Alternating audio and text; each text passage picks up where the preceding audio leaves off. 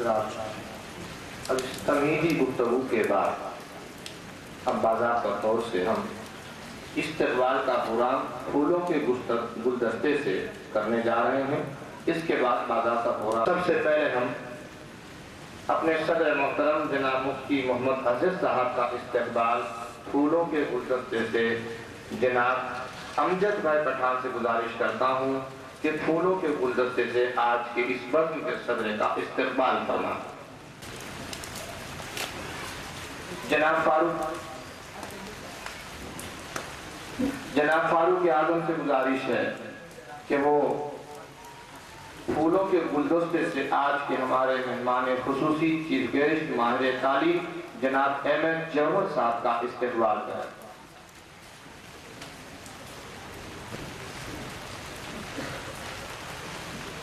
जनाब शकील भाई से गुजारिश है कि फूलों के गुलदस्ते से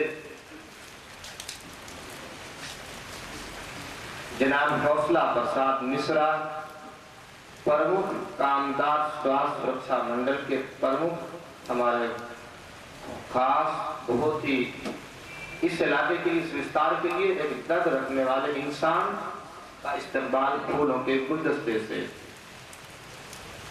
मैं गुजारिश करूंगा साबिर भाई से, आपका ताल्लुक भी वटवा से है। इस वक्त हफीज भाटी का नंदीश हाई स्कूल के आप मैनेजिंग ट्रस्टी हैं, उनका इस्तक़बाल फूलों से जनाब साबिर भाई राजपूत।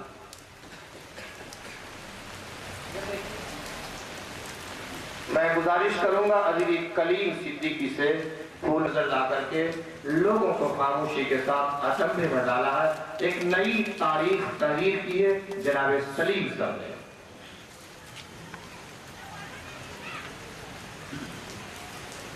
और बहुत सारे लोग ऐसे हैं फूलों से नहीं बल्कि पलकों से उनका इस्तक़बाल किया जाए, लेकिन वक्त की किल्लत हमारे सामने।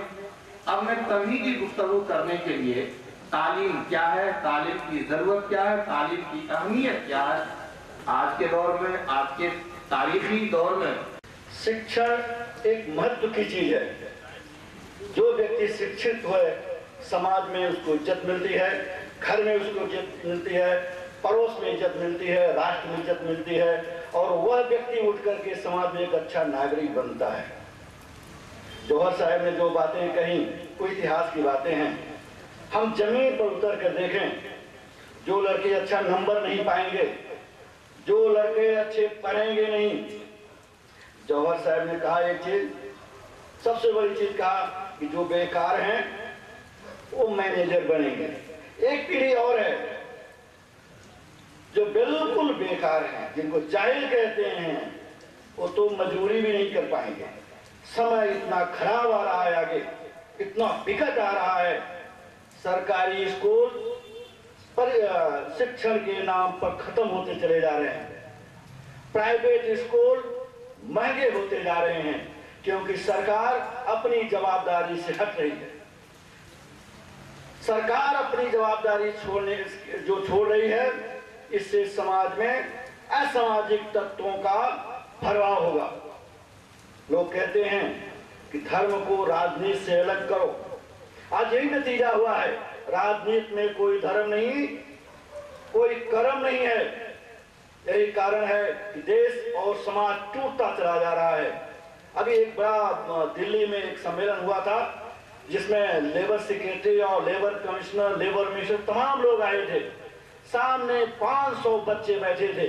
उन्होंने लेक्चर में कहा, मुझे खुशी है यहाँ बच्चे तो आए हैं, लेकिन इन बच्चों में लेबर मजदूर कोई नहीं है, बाल मजदूर कोई नहीं है। सब बड़े लोग मजदूरी करते हैं और वो लोग अपने अपने बच्चों को लेकर आए हैं। मैं कहा साहब, इस मीटिंग में 95% बाल मजदूर हैं, चमक गए।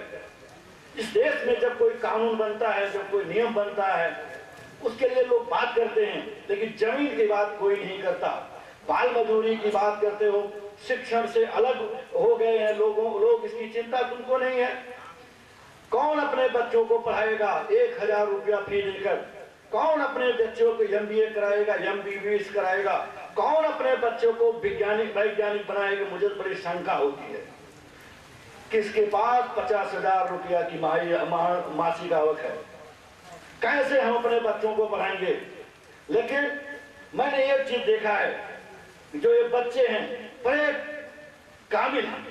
गवर्नर साहब के सामने, स्पीकर साहब के सामने कोई बोल नहीं सकता। भाई साहब मौजूद हैं, इनके सामने बात हुई थी। इनके बच्चों ने वो तकरीर किया कि गवर्नर के भी होश उड़ गए। आखिर गवर्नर को ये कहना पड़ा कि सरकार को बच्चों की जवाबदारी निभानी चाहिए।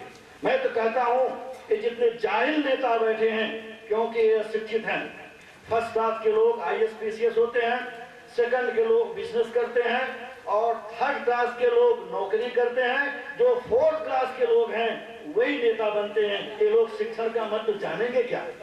नया नया ऑर्डर, यहाँ का CM रात को सपना देखता है, सवेरे इंप्लीमेंट करता है, कुछ नहीं होता।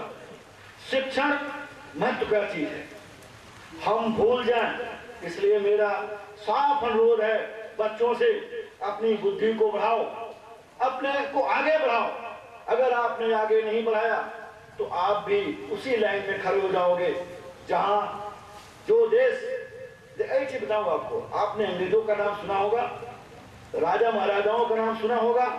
बहुत सारे करोड़ों करोड़ों पर देश गुलाम रहा। क्यों गुलाम रहा? उन्होंने नस पकड़ी, सबसे बड़ी पहली नस की शिक्षित मत बनाओ। अगर शिक्षित बना देंगे तो आवाज उठाएंगे, अगर ये आवाज उठाएंगे तो अपना हक मांगेंगे, हक मांगेंगे तो सत्ता से मेरा बैठक है वो खसक जाएगा। इसलिए शिक्षा को खत्म करो। आज भी ये जितने पॉलिटिकल लीडर हैं, तमाम पार्टी के बाद पगारें अपनी बढ़ा लेते हैं, पैदा होते हैं। जब तक वो 22 बरस के नहीं होते तब तक तमाम जवाबदारी सरकार की है। उनको मुफ्त शिक्षण दो, गुणवत्ता वाला शिक्षण दो, उनको योग्य नागरिक बनाओ। नहीं, क्योंकि आप संविधान जान जाओगे, आप धर्म को जान जाओगे, आप कर्म को जान जाओगे तो उनकी रोटी नहीं सीखेगी। इसलिए शिक्षित बनो।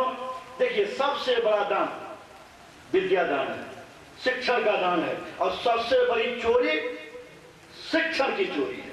तो आज जो ये देश में हो रहा है, चोरी हो रही है, और जो यहां बैठे लोग हैं ये दान दे रहे हैं, ये बड़े हैं, वो गंदे हैं।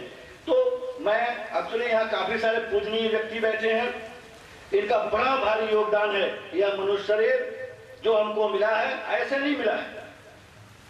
जो ऊपर वाले ने हमको ज्ञान दिया है, जो शक्ति दिया है, उसका अगर हम उपयोग नहीं करते तो हम इंसान कहलाने के लायक नहीं हैं। हम तो उस कुत्ते से भी खराब हैं जो कि बेचारा रोड पर खड़ा रख कर अपने खाता, अपने बच्चे का पेट पालता है। वो भी अपने बच्चों को सिखाता है, बच्चा तो कू करके सीख, क्योंकि सामने दुश्मन आता है उससे लड़ना है। वो भी नहीं कर पाते। इसलिए शिक्षित बनो। माननीय कलाम साहब की बात हो, कोई भी बात हो, हम कब कलाम बनेंगे सोच पैदा करो। हम कब एक बड़े बारिश साहित्यिक बनेंगे, इसकी खोज पैदा करो। कब हम नेता बनेंगे, कब हम संविधान का पालन करेंगे, यह सोच पैदा करना है। इसलिए हम लोगों ने जो एक प्रोसेस चालू किया है भारत संसद का, इसी को लेकर के इतना जगा दो लोगों को, इतना बता दो इन बच्चों को। हम लोग नहीं जगेंगे, छोटे छोटे बच्चों को जगा दो। बच्चे, तुमको ये तालीम लेना है, तुमको आगे चलकर देश को बनाना है, तो वो बच्चे काम करेंगे। यह भारत संसद का एक कंसेप्ट है जो चल रहा है। अभी काफी सारे बच्चे मध्य प्रदेश से भी आए थे। गवर्नर हाउस में जाकर उन लोगों ने गवर्नर से, स्पीकर से बातें किया।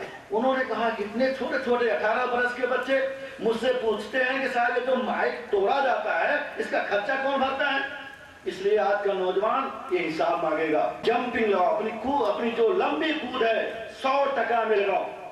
पुस्तकीय ज्ञान, घर का ज्ञान, समाज का ज्ञान हासिल करो, क्योंकि ये देश तुम्हारे ऊपर निर्भर है। अगर तुमको इस देश को बचाना है तो तुमको अच्छे से अच्छा ज्ञान लेना है। तो जो बच्चे आज जिनको पुरस्कृत किया जा रहा है, यह एक हमारे एक आदर्श बने हैं। आज ये सुंदरम नगर है, सबसे निचला इलाका। सुंदरम नगर में सुंदर काम हुआ है। इस सुंदर काम की नकल करना चाहिए हमको हर जगह। इसका चेप फैलाना चाहिए। बुराई की चेप सभी फैलाते हैं, अच्छी चीज की फैलाओ। हर एक भाई कहे कि हमारा पड़ोसी 78% नंबर पाया है, 71 नंबर पाया है, मैं अगले साल 98% नंबर पाऊंगा, तो बच्चा बहुत अच्छा जाएगा। जय हिंद, जय भारत।